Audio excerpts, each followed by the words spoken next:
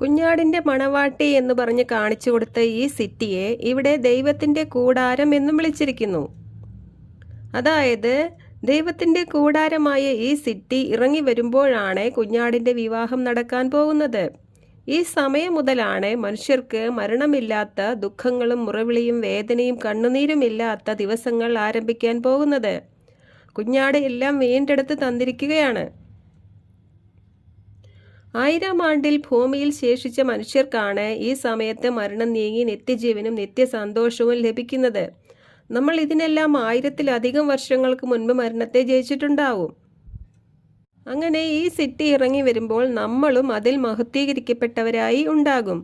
ദൈവം അനുവദിച്ചു തന്ന രക്ഷാകര പദ്ധതികളും അതിൻ്റെ എല്ലാം കാലസംഖ്യയും തിരുവെഴുത്തുകൾ വായിച്ച് മനസ്സിലാക്കിയിട്ടില്ലെങ്കിൽ സ്വർഗീയ ജെറുസലേം സിറ്റിയിൽ വെച്ച് നടക്കാൻ പോകുന്ന ഈ ഒന്നാകലിൽ പങ്കെടുക്കാൻ പറ്റിയില്ലെന്ന് വരാം.